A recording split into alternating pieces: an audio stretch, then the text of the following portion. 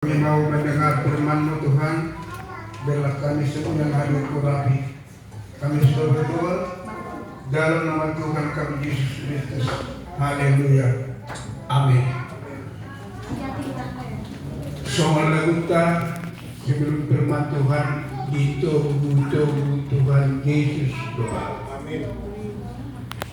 Sebagai renungan pada saat ini bagi kita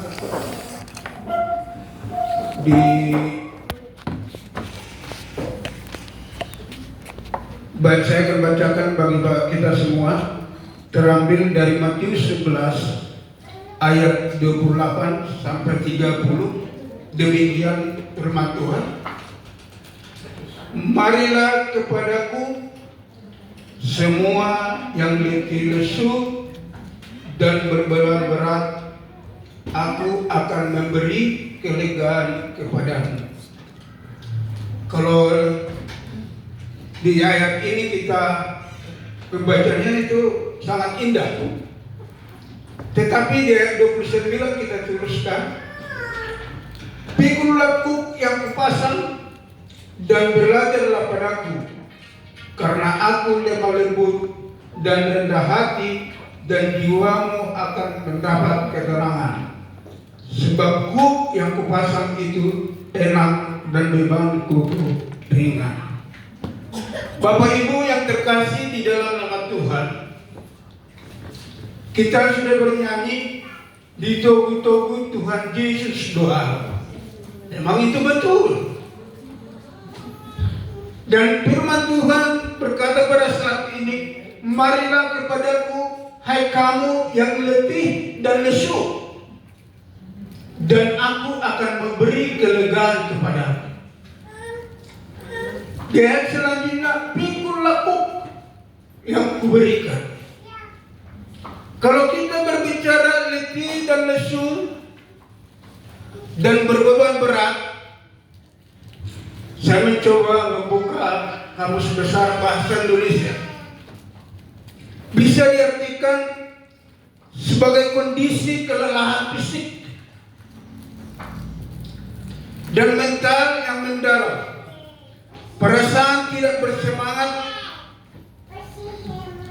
dan dibebani oleh masalah baik secara jasmani maupun rohani. Inilah letih lesu. Juru selamat mengajak kita pada saat ini, marilah. Karena kita satu pun yang berkumpul ini mungkin tidak ada yang terluput daripada masalah, tantangan. Sembilan orang kita ada masalah. Ada masih oleh beri naik masih tunggu udah nabi tahun. Iban nasi tabor maka kedua nak kerungat tahun. Mungkin belum kata yang kita ada untuk godang kedua. Ya. Tetapi juru selamat Kristus yang begitu baik mengajak kita, marilah kepadaku hai kamu yang berbeban berat.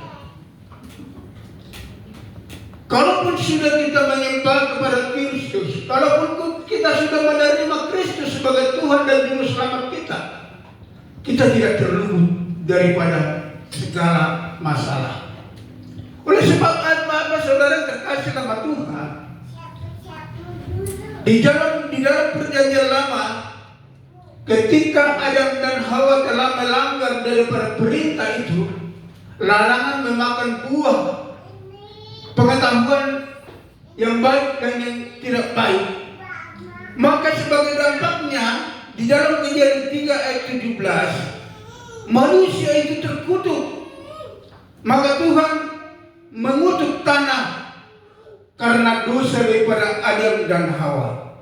Dikatakan di sana, dengan bersusah payah engkau akan mencari rezekimu dari tanah seumur hidupmu. Inilah hukuman manusia selagi dia hidup. Maka dikatakan tadi di sana bahwa selagi kita masih hidup, maka masalah itu tidak akan lepas daripada hidup kita. Karena apa yang dikatakan di ayat 29, pikulah kuk yang kupasang. Jadi masalah itu tidak akan pernah lepas daripada kehidupan kita. Kita akan tetap di dalam masalah, sekalipun kita beribadah kepada Tuhan, sekalipun kita berdoa, sekalipun kita memberi persembahan kita, sekalipun apapun yang kita berikan dalam ibadah-ibadah itu tidak melepaskan kita daripada masalah. Karena dikatakan pilukul laku yang kuberikan kepadamu, pikul laku yang kupasang dan belajarlah padaku. Kita harus belajar kepada Kristus, melihat penderitaannya sampai dia disalib, dia diludahi, saudara.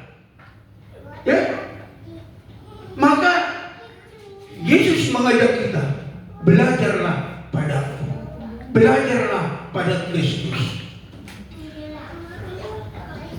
Berbicara kelegaan, di sana dikatakan adalah pemulihan jiwa dan ketenangan batin yang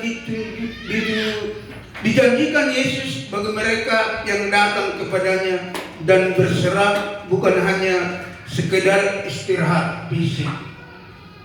Dikatakan, maka aku akan memberi kelegaan kepadamu.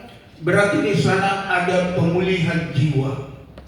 Bukan hanya istirahat fisik kita kalau kita menyembah kepada Kristus, tapi ada ketenangan, pemulihan jiwa, ketenangan batin ketika kita menyembah kepada Tuhan. Maka kita kadang-kala ketika di dalam tantangan itu kita bernyanyi rohani, kadang-kadang jiwa kita itu ada rasa lega, ya, damai. Ya. Mulai dari dia mesti lagi ditubuh Tuhan Yesus Tuhan. Saya saudara terkasih sama Tuhan, kalau diperhadapkan kepada masalah yang berat, kemarin di dalam nangku malu jangan kalah, robela kali suksuni, lapor tak tadi. Malu jangan kalah,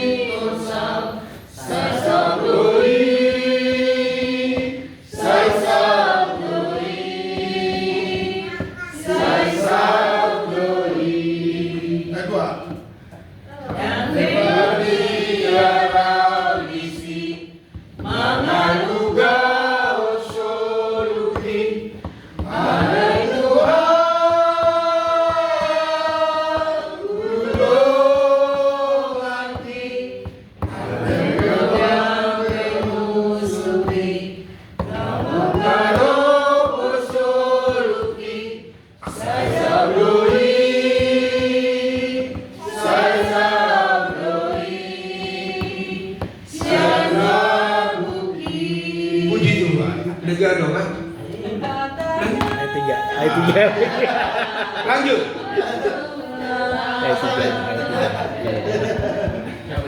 Ya? Itulah saudara yang terkasih nama Tuhan, yang dijanjikan Tuhan kepada kita, kelegaan, ya, pemulihan jiwa dan ketenangan batin. Jadi kalau Bapak Ibu mengalami tantangan yang berat, jangan pergi ke kafe, jangan pergi ke pinggir jalan, ya, hati-hati nanti, apalagi ke pinggir jalan, ya, sutungarungan non, haba-habaon, tongan non, masuk rumah sakit non, gorau musia tulang yon, lulu tulang yon, lulu adul yon, di maluluan. Boleh tukar ke nonton, repot, hebat ku habis, dan orang jajan tidak dana, kate, ya kan? Manggil jajan ni pahupu, pun minta jajan di nano, daun pilihan nanda bola tukar, kan? Ya. Jadi kita berharap saudara terkasih nama Tuhan, Tuhan mengajak kita untuk tunduk dan taat pada ajaran Yesus serta belajar darinya, bukan menanggung beban sendirian. Kalaupun kita diberikan kepada tantangan itu, arung do Tuhan doata. Tabasa may di siyang yanta, nata alami.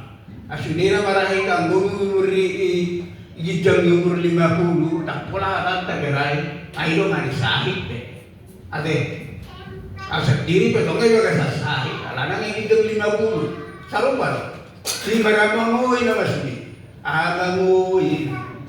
Jadi pasahat masudi itu Tuhan ya deh. Imata tengok bahwa Tuhan ini selalu mengajak kita. Alana sampai mulu gejang atau umur itu masalah tidak akan bisa terlepas. Karena dikatakan di sana, pikul laku yang kupasang dan belajarlah padaku, karena aku lemah lembut dan jiwamu akan mendapat ketenangan, sebab kuk yang kupasang itu enak dan bebanku ringan. Jadi selagi kita hidup, umur berapapun itu, kita tetap ada di dalam masalah. Ya, jadi kalau boleh orang poso kita, orang pak hidi nanti, apalagi kalau orang kena poso ya, bet masih gigi mah, turun na kan, mah tiragat terus. Muluhan kung natutod ang sa itu hari masih ini lang kung lumarumur ya ini mah so kayo ba sila dito muli ba akan ako sa itu hari mah lebih timpoy mah boma perkontrakan ang guna ko sa ito daw babag sa dia buhay talaga 24 jom ya. Memang itu ya, ibu pengalaman dengan poso kami udah sudah karena memang orang-orang muda belum mengerti, belum memahaminya. Lagi mangan, bapak terus. Ada capcay mangan, altu, ya. Ada mie goreng altu, ya. Ini ibu poso dengan memang itulah karena kita belum memahami. Ya. Jadi saya berharap kepada kita semua, marilah kita. Itulah gunanya kita ikut Aisyah.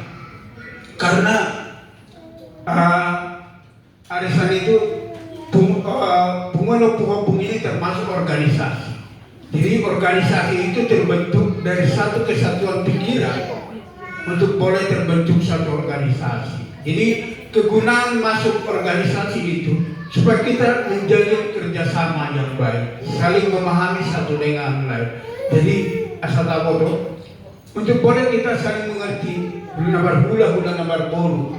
Itu kegunaan nomor organisasi. Jadi orang asal iri puhamu kepada orang-orang muda ini ya, asal ikut arisan itu banyak manfaat daripada mengikuti organisasi, menjalin kerjasama, kepemimpinannya banyak. Jadi saya harapkan kepada generasi muda untuk boleh terus lanjut.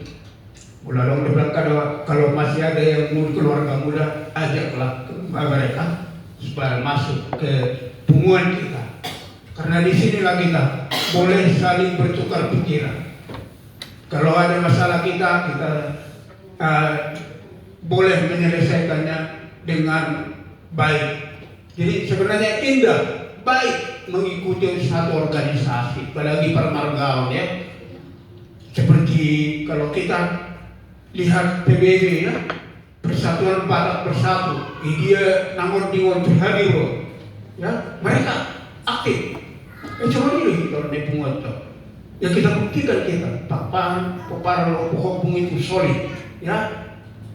Tangi lain begitu. Ang berbeda ini tetap barongi, nang boleh nak pulau terak berbeda. Dan boy ini ya namanya organisasi, namanya perbedaan pendapat itu aja. Ya, wajar nih. Tapi mari tetap solid. Ingatlah bahwa Tuhan mengajak kita pribadi kalian bantu Tuhan. Terasa apa sih? Jadi semua di amanginan renungan singkat dihita pertanyaan dihita melalui Tuhan dihatami na mengajak kami Tuhan untuk masalah bahwa Tuhan hadir mahonian di kehidupan kami pribadi lepas pribadi asaboy kami tokong Tuhan berserah Tuhan pasahator daging doktor dinami alana sa guru di holos di Tuhan Tuhan mahal maraporusan dalam pos dorohan kami pangiringom mo di permulon namin Tuhan asaboy kami tokong Tuhan mamuji membesarkan nama guarmiali Tuhan alani madok melatih mahami asirohan di kami perdosa na godang lohami oleh Tuhan abus sok may oleh Tuhan menaktaran bakal pasu-pasu nanek silawanan ng mulai Tuhan amin pasama tu